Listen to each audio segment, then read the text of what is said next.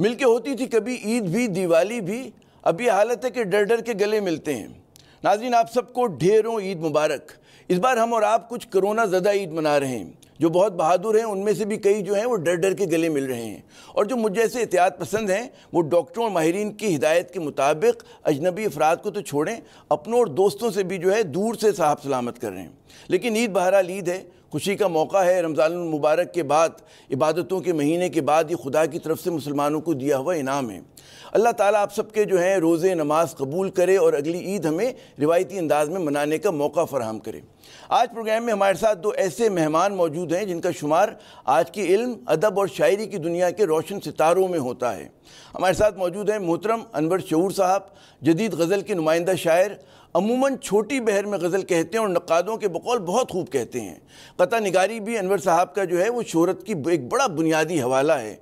आम फहम और सादा शायरी की वजह से अपना एक अलग मकाम और शोहरत रखते हैं। हमारे दूसरे मेहमान मोहतरम अमजद इस्लाम अमजद साहब, जो अपना तारुफ आप हैं।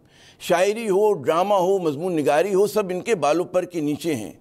गुजरे हुए कल के नौजवानों में भी मकबूल और आज के नौजवानों में भी उतने ही मकबूल। लेकिन इनकी मकबूलियत सिर्फ नौजवानों तक महदूद नहीं, उर्दू अदब जहाँ जहाँ पढ़ा और समझा जाता है वहाँ अमजद इस्लाम अमजद साहब मौजूद हैं। और क्योंकि ये कहते हैं ना दौरे कोरोना है, इसलिए हमारे मेहमान जो है स्टूडियो में मौजूद नहीं। लेकिन खुदा भला करे जदीद टेक्नोलॉजी का कि इसने फासलों को समेट दिया।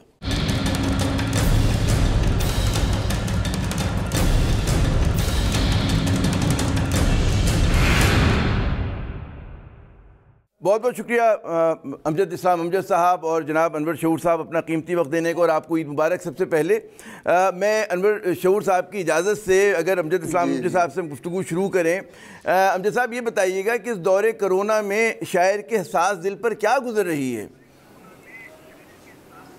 असल में देखिए जी, शायरों के लिए तो कोरोना जो है कोई इतना मैंडेटरी नहीं होता, क्योंकि उन पे कोरोना जैसे पीरियड जो है वो अक्सर आते जाते रहते हैं। तो इसलिए बाकी लोगों की निस्बत मैं समझता हूँ कि शायर या अदीब जो हैं वो शायद इस तरह की सूरत हाल के लिए सबसे ज्यादा तैयार होते हैं। हाँ। लेकिन जोक्स अपार्ट, ये तो एक लाइट ह्यूमर की बात थी। इसमें कोई शक नहीं कि हमारी जिंदगियों में इस तरह का आप कह लीजिए इतना तवील बंदिश का दौर जो है वो शायद किसी की जिंदगी में भी नहीं गुजरा होगा, और ना मेरा ख्याल है माजी करीब में हमें इसकी कोई मिसाल मिलती है। माजी बईद में शायद ऐसा हुआ हो, लेकिन ये अपनी जगह पर है कि इसमें एक चीज यकीनन इसका जो एक पॉजिटिव पॉइंट है शायरी के हवाले से, कि शायरी के लिए जो एक कंसंट्रेशन की और एक जो जिसको कहना चाहिए अपने ख्यालात को मुस्तकबा करने की जरूरत होती है और उसकी फुर्सत भी होती है, तो वो इसमें खासी मिली। चुनांचे मैंने बहुत बरसों के बाद इन कोरोना के 2-3 महीनों में मैंने बहुत ज्यादा लिखा भी और पढ़ने का भी ज़ाहिर है कि मौका मिला होगा। और बड़ी अच्छी बात आपने की अनवर शऊर साहब। वो मुझे आपका शेर याद आया कि हम यहाँ वहाँ नहीं जाते, बैठे बैठे कहाँ नहीं जाते। अब शायर जो तो तख़य्युल में मतलब है यहाँ से वहाँ चला जाता है, क़तरे में दजला देख लेता है। लेकिन कभी आपने सोचा कि कोई ऐसा दौर भी आएगा कि तमाम महफिलें सूनी हो जाएंगी? क्या इंसान जो है दूसरे इंसान के क़ुर्ब से डरेगा? जी नहीं जी, कभी सोचा नहीं था ऐसा। और अब भी मेरा ख्याल है कि अपने मुल्क के हद तक इतनी तन्हाई और इतना सूनापन नहीं हुआ एक दिन भी। यहाँ तो हमें रोज़ाना वही रौनकें नज़र आ रही हैं, और एहतियात से हम लोग बहुत ज़्यादा एहतियात कर रहे हैं। यानी हम एहतियात से मोहतात हैं, हम लोग एहतियात नहीं कर रहे हैं। अच्छा, जो करनी चाहिए। एहतियात से गुरेजा है बिल्कुल। बहरहाल हाँ, ये तो कौमी मिजाज का हिस्सा है, हमारे कौमी मिजाज का हिस्सा है हमारे। ये तो हमारा एक जिंदा दिलाना वो है ना मिजाज। लोग कहते हैं कि अमजद भाई सुन रहे हैं कि लाहौर है जिंदा दिलों का शहर। आजकल तो पूरा मुल्क ही जिंदा दिलों का शहर वो मुल्क हो गया है। हर जगह ऐसी जिंदा दिली नजर आ रही है। बहरहाल शुरू में जब ज्यादा पाबंदी हुई तो हमें तमाम जी अमजद साहब आपकी आवाज पहुंच रही है, सुन रहे हैं अनवर शऊर साहब। जी अनवर साहब। हाँ, क्या मैंने ये कहा था कि कोरोना की सरकार में जदीद टेक्नोलॉजी जी हाँ, सब एक हुए, बिल्कुल ठीक है। बिल्कुल ठीक है, बिल्कुल ठीक है जी। जी अनवर साहब, बिल्कुल ठीक कह रहे हैं। तो ये अच्छा अमजद साहब, मैं देख रहा हूँ बात यह है कि शुरू में जब ये, जी अनवर शऊर साहब अपना जुमला मुकम्मल करें बराए करम। जी वो ये है कि शुरू में जब ये ज़रा कैदो बंद ज़्यादा महसूस हुई ना, तो अपने अकाबिर की भी वो याद आ गई कैदें, मसलन हसरत मुहानी की कैद भी याद आ गई। वाह, कट गया कैद में माहे रमज़ां भी हसरत। हालांकि सामान सहार का भी था और अफ्तारी का भी था। अच्छा, फिर जब ये ज़्यादा तवील हुई ना, तो नेल्सन मंडेला पर भी रहम आने लगा और ये एहसास हुआ कि ये कैद क्या चीज़ होती है। लेकिन बहरहाल रफ्ता रफ्ता सब ठीक हो जाएगा। हम लोग घबराए हुए बिल्कुल नहीं हैं, घबराए हुए बिल्कुल नहीं, और पूरा मुल्क माशाल्लाह बकौल आपके के जिंदा दिलों का मुल्क बन गया। बिल्कुल, आपने बड़ी मजे की बात की। अमजद साहब, काफी अरसे से मैं देख रहा हूँ कि आपका जोर जो है, आपका जोर अमजद साहब सिर्फ शायरी पर है और कॉलम निगारी पर है। ड्रामे से क्यों नाराज हैं, क्यों रूठे हुए हैं आप? ये बड़ी लंबी कहानी है आमिर भाई, क्या आपसे अर्ज करूं। असल में वो जो पीटीपी जिस रविश पे चल रहा था, उसमें बहुत सारी कमजोरियां थी, गलतियां थी, लेकिन चूंकि वो एक जैसे होता है ना, फतह में सब कुछ छुप जाता है, तो उस कामयाबी में वो नजर नहीं आती।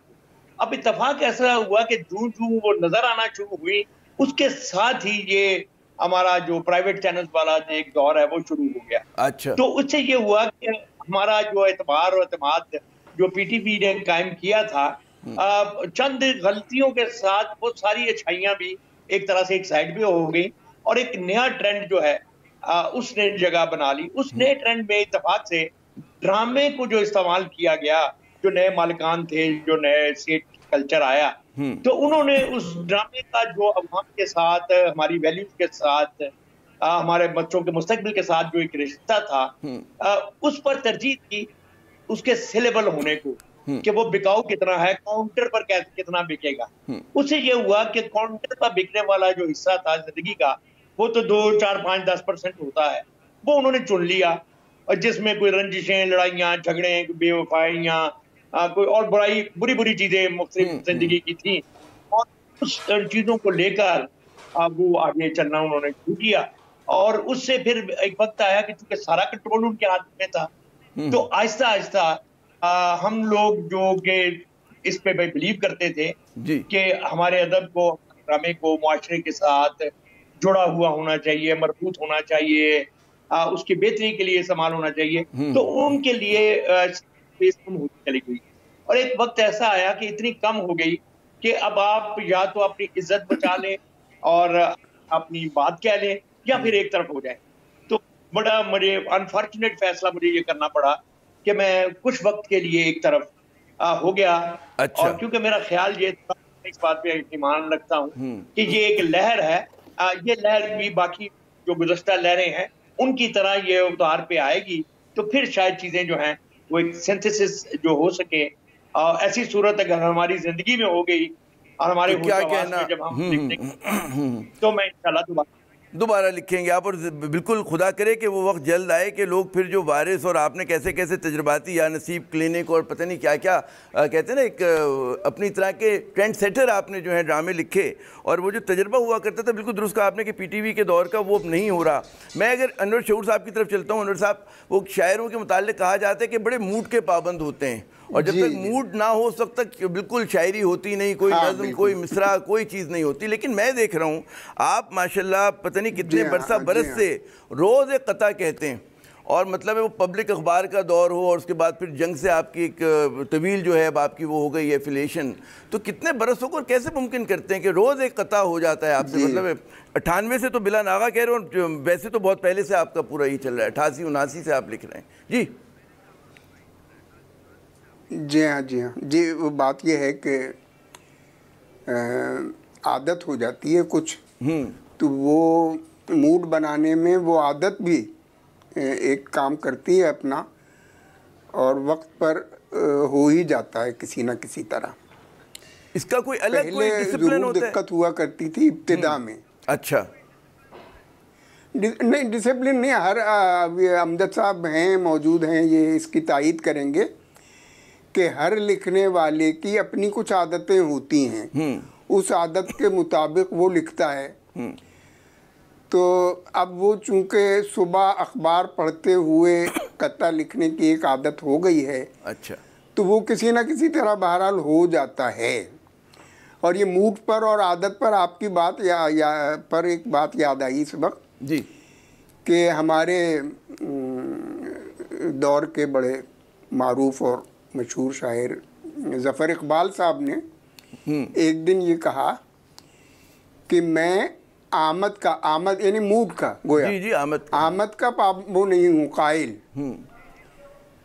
तो वो लाहौरी की एक शायरा हैं साइमा इरम, तो उन्होंने ज़ेरे लब ये कहा कि काश होते। अच्छा, अजी तो यानी होते काश। खैर, बात यह है कि मूड भी आदमी अपनी कोशिश से बना सकता है, मूड बना सकता है। जब मुझे पता चला हमारे लिखने की, हाँ, तो मूड बनाया जा सकता है। वो हमारे एक दोस्त हैं फाजिल जमीली साहब, वो पब्लिक अखबार में हुआ करते थे। जब आपने कथा लिखना शुरू किया, उन्हें पता चला आप हमारे मेहमान हैं, तो उन्होंने मुझे एक व्हाट्सएप करके आपका 4 सतरें जो है उन्होंने मुझे भेजी। मैं आपकी इजाज़त से कोशिश करता हूँ पढ़ सकूँ कि सहेलियों ने कहा बेनज़ीर भुट्टो से तुम्हारा नाम रखे मुख्तसर तो बीबी हो, कहा किसी ने कि इस इख्तिसार की रूह से जनाब पीर पगाड़ा का नाम पीपी हो। तो ये तो खैर बहुत पुरानी बात हुई, 1993 की बात हुई, 94 की। मुझे ये बताइए कोई हस्बे हाल कोई कथा आपको याद है जो भी आपने कुछ कहा हो 2-4 दिन पहले, आज, कल? जी नहीं, वो जब से कोरोना का माहौल शुरू हुआ है, कुछ न कुछ कोरोना के बारे में कतात आ ही रहे हैं। और इस वक्त में अगर आप कहें जी बिस्मिल्लाह, तो खिराज तहसीन के तौर पर हमारे पहले डॉक्टर जो थे ना, जो इस सिलसिले में कोरोना में काम कर रहे थे जी, क्या नाम था उनका, डॉक्टर उसामा रियाज जनाब। तो उनके बारे में मैं आपको एक कथा सुना देता हूँ। जी इरशाद। करे ईसार उसामा की तरह कोई, करे ईसार उसामा की तरह कोई। उसामा रियाज, डॉक्टर उसामा रियाज जो हमारे पहले डॉक्टर थे जनाब, जो कोरोना की नज़र हुए, है ना। तो जी, जी, करे ईसार उसामा की तरह कोई, तो उस पर क्यों न हो इंसान कुर्बान। वाह। तो उस पर क्यों न हो इंसान कुर्बान, बचाने के लिए औरों की जाने, बचाने के लिए औरों की जाने, जो कर डाले खुद अपनी जान कुर्बान। सुभान अल्लाह। बहुत। तो बहरहाल ये मसीहाओं पर भी कुछ है, और आम जो कतात हैं, मिसाल के तौर पर एक और, घरों में बंद हों शहरी तो किस तरह आखिर, घरों में बंद हों शहरी तो किस तरह आखिर, तो किस तरह आखिर। हाँ, घरों में बंद हों शहरी तो किस तरह आखिर, हुनर का, इल्म का या फन का कारोबार चले। घरों में बंद हो शहरी तो किस तरह आखिर, हुनर का, इल्म का या फन का कारोबार चले। हमारी आज कोरोना से ये गुजारिश है, हमारी आज कोरोना से ये गुजारिश है जी, चले भी जाओ, गुजारिश है चले भी जाओ के गुलशन का कारोबार चले। माशाल्लाह, जबरदस्त। चले भी जाओ गुलशन का कारोबार चले, चले भी जाओ के गुलशन का कारोबार चले। अच्छा, अमजद साहब, हाँ। वो मुझे याद है कि आज से कोई 35-36 बरस पुरानी बात है कि जब मैं जामिया कराची का तालिब इल्म था, साल अव्वल का, बी ऑनर्स का, तो आपकी किताब हमारे किसी दोस्त ने पहली बार मैंने पढ़ी, बरज़ख उन्होंने मुझे दी, और मुझे बड़ा हैरत, उस ज़माने में फैज़ साहब का बड़ा बोलबाला था, हबीब जालिब की बात होती थी जामिया कराची में, फराज साहब की होती थी, लेकिन नौजवानों में आपने उस ज़माने में भी अपने लिए एक जगह बनाई हुई थी। मैं जामिया कराची की बात कर रहा हूँ, कराची यूनिवर्सिटी की। और उसके बाद मतलब है फिर मैं देखता हूँ कि आज भी बारिश की आवाज़ हो, ज़रा फिर से कहना, फिशार, सातवां दर, अभी तमाम किताबें आज के नौजवानों में भी बड़ी मकबूल हैं। तो ये जो रेलेवेंस रही है आपकी नौजवानों से ताल्लुक़, ये बड़ा मतलब है कि कितनी नस्लें गुजर गई, कितना अरसा गुजर गया, माशाल्लाह आप रेलेवेंट उसी तरह से हैं। क्या वजह है ये कि जो ताल्लुक़ पैदा होता है आपको नौजवानों से? जी मैं समझता हूँ एक तो ये बुनियादी तौर पर तो एक पुख्ता इत्तबा का मसला होता है, जैसे अभी अनवर भी बता रहे थे कि हर शायर का एक फूड और मिजाज और चीजों को देखने का एक तरीका होता है। फिर एक वजह शायद इसकी ये भी समझता हूँ कि मेरी जिंदगी का ज्यादा हिस्सा जो है वो टीचिंग में गुजरा, तो नौजवान नस्ल के साथ एक मेरा मुसलसल राब्ता, फिजिकल राब्ता भी, मिलने जुलने में भी, उनकी बातें सुनने में, उनकी सोच को समझने में, देखने में रहा। और तीसरी शायद वो मेरे एक हल्का अहबाब है जिसमें जो आप तीसरी वजह ये भी है ना। हाँ बताओ। बताएं तीसरी वजह मैं बता दूं? जी बताइए बताइए। ये खुद सदाबहार नौजवान है माशाल्लाह। हाँ ये सबसे बड़ी बात है जी। अब आप ये खुद सदाबहार नौजवान है। इन्होंने खुफिया बात बता दी हमजा साहब इन्होंने। नहीं पहली वजह भी यही है, दूसरी भी हो, तीसरी भी हो, चौथी भी यही वजह। हाँ अच्छा, तो हमजा साहब कुछ फिर चले नौजवानों के हिसाब से, नौजवानों की बात हो रही है तो उनके लिए कुछ सुनाइए हमें अपनी कोई अपनी पुरानी नई जी कोई कलाम अपना जी। अगर ऐसा मैं आपको बताऊं, मैं ये चाहता हूं कि अभी अनवर से जो आप बात कर रहे थे जनाब, अभी ठीक है ये ईद का तो है, लेकिन ये जो हमारा मेडिकल हमारा अमला है, हमारे दोस्त और साथी हैं, इन्होंने जिस तरह से लीड किया और फिर हमारी जो सिक्योरिटी के अदारे हैं उन्होंने तो मैं समझता हूँ कि हम सारी कौम का, हम सब शायरों का ये एक फर्ज भी बनता है कि हम उसको एक्नॉलेज करें। तो मैं भी थोड़ा सा दो बंद एक नज़्म के हैं, मैं चाहता हूँ कि वो आपको इसमें सुना दूं, फिर इसके बाद मैं आपको नौजवानों वाली चीज भी कोई अर्ज करता हूँ जी। कि कौम तेरे जज्बे ईसार को सलाम, सुभान अल्लाह, हिम्मत की और अज़्म की दीवार को सलाम, ए कौम तेरे जज्बे ईसार को सलाम। गुर्बत के और दूरी के उन्वा बदल दिए, एक फासले में ढूंढ ली नजदीकियां खेई, बदला जो दर्द साथ ही दरमा बदल दिए। वाह वाह वाह। हिकमत एतमाद के इजहार को सलाम, ऐ कौम के जज्बे ईसार को सलाम। और तारीकियों में डूबता रास्ता उजाल कर, तारीकियों में डूबता रास्ता उजाल कर, कह रहा जो मौत की आंधी के सामने, वाह वाह, खुद अपनी जिंदगानी को खतरे में डालकर, उस जन्नत की चिराग के किरदार को सलाम, ऐ कौम तेरे जज्बाए ईसार को सलाम। और इसका आखिरी बंद है कि हर तजुर्बे की राख होता है एक सबक, हर तजुर्बे की राख में होता है एक सबक, ये उन्स, ये खलूस, ये चाहत की रोशनी, रखना इन्हें संभाल के ऐ रहवाने हक, आते दिनों के मसलाए अनवार को सलाम, ऐ कौम तेरे जज्बा इसार को सलाम। सुभान अल्लाह। अमजद साहब, नाज़रीन यहाँ पे एक वक्फ़ा लेते हैं मुख्तसर सा, वक्फ़े के बाद हमारा मोहतरम अमजद इस्लाम अमजद साहब से और अनवर शऊर साहब से जो है गुफ्तगू का सिलसिला भी जारी रहेगा। इनसे दरख्वास्त करेंगे कि हमें 2-4 शेर और सुना दें, हमारे साथ रहिएगा।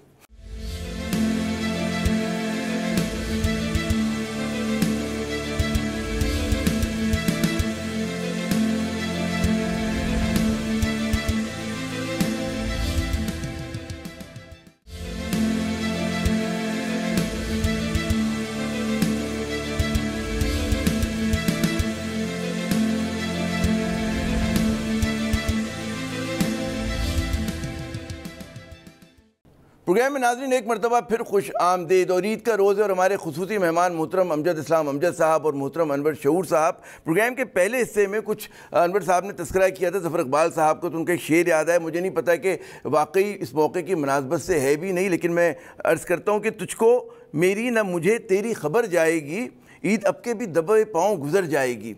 अमजद साहब, क्या इस बार भी जो ईद है वो दबे पाँव गुजर रही है? नहीं, मेरे ख्याल में कोई भी आदमी जो है वो मुतमईन इससे नहीं हो सकता। लेकिन इस पर जितना एजिटेट हम हो रहे हैं और जिस तरह से हो रहे हैं, वो भी गालिबन सही तरीका नहीं है। देखिए, बात ये है कि अभी आप जिक्र कर रहे थे अर्ली 70s का, जिसमें हमारे सामने जो माजी करीब के फैज साहब थे, साहब थे, फराज, मुनीर, जाल, तो इनकी एक जबान थी। अब आज के शायरों की जबान उससे बहुत मुख्तलिफ हो गई। तो ये एक ऑन गोइंग प्रोसेस है, चीजों ने बदलना होता है। लेकिन अगर तो चीजें नॉर्मल तरीके से बदलती रहें और अपने आप को रीएडजस्ट करती रहें, तो ये सिलसिला चलता रहता है। बात ऐसा होता है कि कुछ चीजें जो हैं वो अपनी हद से बाहर हो जाती हैं। तो मैं ये समझता हूँ कि ये एक फेज आज से आई है कि जिसमें कुछ हिस्सा हद से जरा बाहर हो गया है। गालिबन उसकी वजह ये भी है कि ये जो किताब से लिखा हुआ, और जैसे अभी अनवर बात कर रहे थे, मुशायरे का जो कल्चर था उससे हटकर जब ये सोशल मीडिया पे गया है और इस तरह के दूसरे गैजेटरी में चला गया है, तो बेशुमार ऐसे लोग भी इसमें आ गए हैं जो असल में इस फील्ड को बिलोंग नहीं करते। यानी वो यूं समझिए कि वो तमाशाई थे या किनारों पर से देखने वाले थे, लेकिन अब वो मिड फील्ड में आ गए हैं। तो उनकी वजह से भी बाज़ औक़ात कुछ चीजें जो हैं वो काबू से बाहर हुई हैं, जो यकीनन काबिल कबूल नहीं है। लेकिन मेरा थीसिस ये है कि अगर हम इनके मुकाबले में जो सही चीज है, ये सही बात है, उस पर परसिस्ट करते रहें, उसको लाते रहें, तो ये चीजें जो हैं ये एडजस्ट हो जाएंगी और हमारी नई नस्ल भी यकीनन इस बात का एहसास करेगी कि उनकी गुफ्तगू में, उनकी बात में, या उनके लहजे में, या उनके ध्यान में कौन सी चीजें हैं जो जरूरत से ज्यादा एग्रेसिव। मेरा ख्याल यही है। दुरुस्त। अच्छा अनवर शऊर साहब, ये जो है कि इस बार भी ईद दबे पांव गुजर रही है, क्या लग रहा है आपको, क्या कहते हैं इस पे आप? हाँ जी, फ़र्क तो पड़ा है बहरहाल, और लेकिन ये खुशी की बात है कि जिस तरह के खदशात रमज़ान के सिलसिले में भी पहले से हो रहे थे कि क्या होगा क्या नहीं होगा, अब तक तो बहरहाल बखैर खूबी और खैरियत से गुजर गया है। इसी तरह ईद भी हो जाएगी, कोई मसला नहीं है।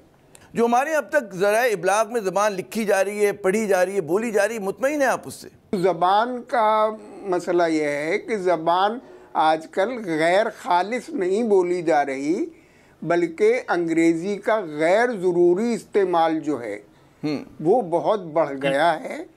हमारे पास उर्दू में जो जिन बातों के लिए या जो इस्तिलाहात उर्दू में मौजूद हैं बहुत अच्छी अच्छी, उनकी जगह भी हम अंग्रेज़ी के बोलने लगे हैं। लेकिन आप इसकी शिकायत हम मौजूदा नस्ल से या अपने ये बोल जो रहे हैं ये जो लोग, इनसे नहीं कर सकते, इसलिए कि इन्हें आपने खालिस उर्दू पढ़ाई नहीं है। वो बेचारे क्या करें, आपने उन्हें उर्दू पढ़ाई ही नहीं अव्वल तो अब अगर आप निसाब में अपनी ज़बान पर खातिर ख्वाह तवज्जो दें तो इस पर काबू पाया जा सकता है। लेकिन इनसे शिकायत बेजा है। ये नस्ल जो है ना, ये तो वही कर रही है जैसा आपने इन्हें तैयार किया था वैसा ये कर रहे हैं बेचारे। बहरहाल चलें। हाँ, ये तो एक बड़ा मतलब एक अलग मौजू भी, और उसके ऊपर मेरे ख्याल में कभी जी अमजद साहब फरमाइए। मैंने क्या था ज़फ़र इकबाल के ट्वीट था, तो वो जिस हवाले से लिखा गया था वो तो खालिद से बड़ा रोमांटिक तगसुल वाला था, मगर मैं ये समझता हूँ कि ये जो ईद गुजर रही है दबे पाँव, इसको गुजरना ही चाहिए दबे पाँव। इसको इसके साथ हमें तरीक़ाकार रखना चाहिए, क्योंकि अल्लाह ना करे ये हमारी जिंदगियों में और ईदें भी आएगी, मगर ये ईद डिमांड करती है कि हम चीज़ों को ज़रा संजीदगी से लें और चीज़ों के जो सोचने वाले पहलू हैं उन पर ज्यादा तवज्जो दें, और ये खुशी और इसका जो इजहार है इसको कुछ हद तक जरा काबू में रखें ताकि चीजें जो हैं वो ज्यादा स्मूथली आगे जा सके। अच्छा अमजद साहब, एक और जो सवाल मैं इससे पहले कि फिर अमर शऊर साहब के ज़हमत दूं, आजकल कुछ ड्रामे पे बात अगर हो रही है, हमने प्रोग्राम के पिछले हिस्से में भी किया कि आजकल तुर्क ड्रामा बड़ा मकबूल हुआ है। अर्तुगरुल जो है हर तरफ छाया हुआ है, पाकिस्तान में जो है मकबूलियत के नए रिकॉर्ड बना रहे हैं। लेकिन हमारी एक छोटी सी अक़लियत है जो समझती है कि इस तरह का जो बैरून मुल्क से ड्रामा आता है वो हमारी अपनी इंडस्ट्री के लिए मुनासिब नहीं है। क्या राय है आपकी कि मकबूलियत अगर कोई सनद है तो ज़ाहिर है कि चलना चाहिए? हमने अंग्रेज़ी के ड्रामे यहाँ पर बहुत देखे, मतलब सीरियल्स चलती रहीं, भारतीय वो बहुत आया कंटेंट, तुर्क भी अगर आ रहे और मकबूल हो रहा है तो क्या हर्ज है? जी मेरे ख्याल में हर्ज तो नहीं है, लेकिन देखें एक चीज होती है मकबूलियत और एक चीज होती है मायार। अब ये दोनों चीजें अगर किसी चीज में मौजूद हों तो उसका रास्ता रोकने की कोई लॉजिकल वजह या उसके खिलाफ बोलने की नहीं है। लेकिन मैं समझता हूँ कि मुल्की वकार के एतबार से जी एक चीज यकीन है, और वो ये है कि हम जो भी चीज बाहर से लें वो एक खास एक डिग्निफाइड अंदाज में होना चाहिए। यानी जितना कोई दूसरा आपका हाथ दबाता है आप भी उतना ही हाथ दबाएं तो ज्यादा अच्छा लगता है। ये नहीं है कि आप जोर जोर से हिलाते जा रहे हैं और दूसरी तरफ से ढीला सा हाथ दिया हुआ। तो मेरा ख्याल ये है कि तुर्क तो खैर हमारे भाई हैं, हमसे बहुत करीब हैं। सारी दुनिया में भी जो शोबिज है, यहाँ ड्रामा लिखा जा रहा है, तो हमें कोशिश करनी चाहिए हमारी हुकूमत को कि उसको बराबर की बुनियाद पर, और अगर बिल्कुल बराबर की नहीं तो करीब करीब की बुनियाद पर थोड़ा बहुत करे, हाँ। ताकि ये एक जो है ये दो तरफा हो, एक तरफा। अच्छा अनवर साहब, एक अलग मौजू पे कि आप जो है बजाय शोहरत, या लोग कहते हैं जी कि छोटी बहर में बहुत मतलब है, आपका जो है शायरी करते हैं, आपकी गज़ल छोटी बहर की होती है, क्या ये ज़्यादा मुश्किल असलूब है बड़ी बहर के मुकाबले में? नहीं, मेरा ख्याल है ये कोई नियत बांध कर तो नहीं होता कि वो छोटी बहर में कहना है या तवील बहर में कहना है। मैंने तवील बहरों में भी लिखा है। अच्छा हाँ, छोटी बहरों में हो सकता है ज़्यादा हो, मगर नहीं बराबर ही होंगी जी। अच्छा बराबर है, तो मतलब है मैंने गलत पढ़ा फिर, नापी नहीं है बहर। अच्छा अच्छा, ये आमद है, छोटी बहर में हो जाए बड़ी बहर में हो जाए फर्क नहीं पड़ता उससे।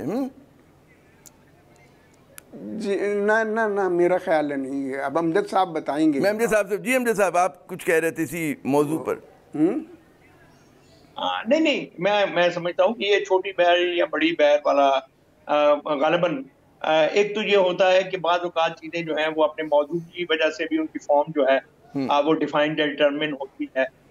दूसरी ये है कि एक चीज तो यकीन हमें मानने वाली है कि छोटी बहर में चूंकि निस्बतन कम लफ्जों में हमने बात करनी होती है, तो उसमें स्किल जो है या मेहनत या बर्जस्तगी उसकी ज्यादा जरूरत पड़ती है। क्योंकि छोटी बहर में अगर आपका काफिया बोलता नहीं है, जैसे कि हमारे भाई अनवर के काफिया बोलते हैं, आप देखते हैं, तो अगर वो काफिया बोलेगा नहीं तो छोटी बहर में वो ज्यादा नाकाम होगा बड़ी बहर। ये भी एक मैं समझ कहीं बैक ऑफ द माइंड अहम नुक्ता है, बहुत अहम नुक्ता है जी। अच्छा अनवर साहब, वो अब जब छोटी बहर की बात हो रही है, गज़ल की बात हो रही है, तो कुछ हमें कोई कता तो आपने सुना दी हमें, दो तीन कोई अपनी कोई गज़ल अता हो कोई जी। अच्छा, आपको मैं 3-4 शेर तो छोटी बहर के सुना देता हूँ जनाब, इरशाद। और बाकी 3-4 बड़ी बहर के, ठीक है जनाब। छोटी बहर की है कि कुदरती अर्ज़ हाल है बेज़बानी मेरी ज़बान नहीं। वाह। बेज़बानी मेरी ज़बान नहीं, कुदरती अर्ज़ हाल है मेरी। बेज़बानी मेरी ज़बान नहीं, कुदरती अर्ज़ हाल है मेरी। खो गया हूँ कहीं मोहब्बत में। वाह। खो गया हूँ कहीं मोहब्बत में, बाज़याबी मुहाल है मेरी। वाह। खो गया हूँ कहीं मोहब्बत में, बाज़याबी मुहाल है मेरी। बाज़याबी मुहाल है मेरी जनाब। कोई दीवानगी नहीं है ये, कोई दीवानगी नहीं है ये, हालत एतदाल है मेरी। वाह वाह। कोई दीवानगी नहीं है ये, हाँ, हालत एतदाल है मेरी। कोई दीवानगी नहीं है ये, हालत एतदाल है मेरी। लोग सदमों से मर नहीं जाते। लोग सदमों से मर नहीं जाते, सामने की मिसाल है मेरी। वाह वाह। लोग सदमों से मर नहीं जाते, सामने की मिसाल है मेरी। अच्छा, अब चंद शेर बड़ी बड़ी बहर के हैं। जी इरशाद इरशाद। दुख है तो आपसे है, दवा है तो आपसे। वाह। दुख है तो आपसे है, वाह वाह। दवा है तो आपसे। अब जिंदगी में कोई मज़ा है तो आपसे, भाई सुभान अल्लाह। दुख है तो आपसे है, दवा है तो आपसे। अब जिंदगी में कोई मज़ा है तो आपसे, बर्ताव दूसरों का भी कुछ मुख्तलिफ नहीं, बर्ताव दूसरों का भी कुछ मुख्तलिफ नहीं। लेकिन हमें बर्ताव दूसरों का भी कुछ मुख्तलिफ नहीं, लेकिन हमें किसी से गिला है तो आपसे। सुभान अल्लाह। बर्ताव दूसरों का भी कुछ मुख्तलिफ नहीं, लेकिन हमें किसी से गिला है तो आपसे। जी।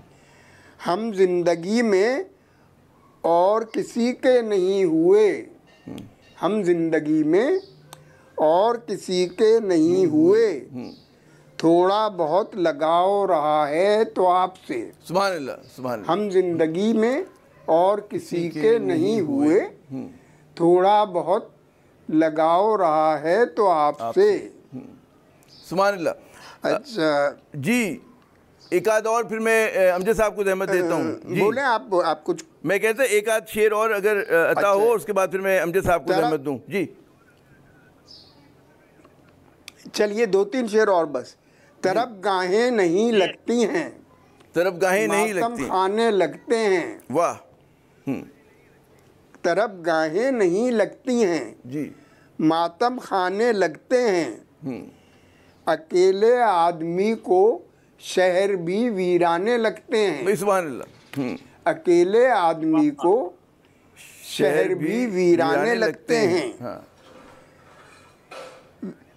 मेरे बारे में लोग अपनी तरफ से कुछ नहीं कहते, मेरे बारे में लोग अपनी तरफ से कुछ नहीं कहते। तुम्हारे मुंह से जो सुनते हैं वो दोहराने लगते हैं। वाह। मेरे बारे में लोग अपनी तरफ से कुछ नहीं कहते, तुम्हारे मुंह से जो सुनते हैं वो दोहराने लगते हैं। जनाब सुभान अल्लाह। बहुत किसी के जी, तुम्हारे मुंह से जो सुनते हैं वो दोहराने लग, उन्हें फुर्सत नहीं मिलती हमारे पास आने की, उन्हें फुर्सत नहीं मिलती हमारे पास आने की।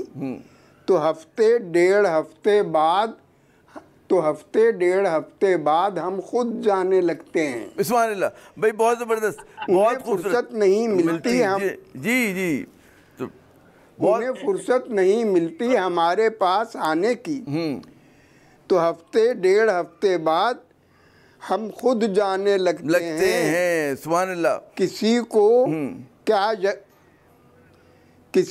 क्या यकीन हो मेरी रुदादे मोहब्बत पर, किसी को क्या यकीन हो मेरी रुदादे मोहब्बत पर। हाँ।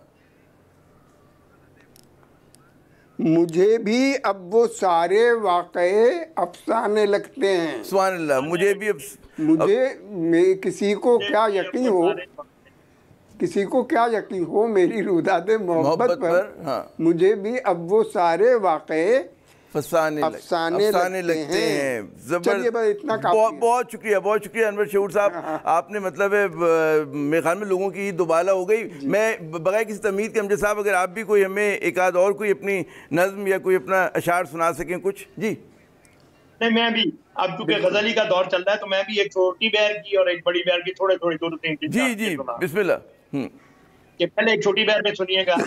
अनवर आप भी देखिए कि दिन नहीं देखते शब नहीं देखते, दिन नहीं देखते शब नहीं देखते, देखते थे कभी अब नहीं देखते। सुभान अल्लाह। दिन नहीं देखते शब नहीं देखते, देखते थे कभी अब नहीं देखते। सुभान अल्लाह। और रूबरू आंख के अब नहीं एक मंजर तो है, रूबरू आंख के एक मंजर तो है, सब नहीं सोचते सब नहीं देखते। सुभान अल्लाह। सब नहीं सोचते सब नहीं देखते। रूबरू आंख के एक मंजर तो है, सब नहीं सोचते सब नहीं देखते। पासे हिफ्ज़े मरातिब, पासे हिफ्ज़े मरातिब रहा एक तरफ, पासे हिफ्ज़े मरातिब रहा एक तरफ, तो हद्दे अदब अब नहीं देखते, सुभान अल्लाह। तो हद्दे अदब अब नहीं देखते। और ये शेर सुनिए, वाह, कि शायरी शायरी की तरह से करो, शायरी शायरी की तरह से करो, शायरी हम शायरी की तरह से, शायरी शायरी की तरह से हमदारी के कर्तव्य नहीं देखते। सुभान अल्लाह, वाह वाह वाह। मसलहत की तरफ बहुत अच्छा, देख लेते तो हैं, मसलहत की तरफ देख लेते तो हैं, आन पर राह बने तब नहीं देखते, तब नहीं देखते। सुभान अल्लाह। आन पर राह बने तब नहीं देखते। और तू ही मिलती नहीं रूह की सरखुशी, वाह, तू ही मिलती नहीं रूह की सरखुशी, लोग रास्ता तेरा कब नहीं देखते, वाह वाह वाह, सुभान अल्लाह, रास्ता तेरा कब नहीं देखते। वाह।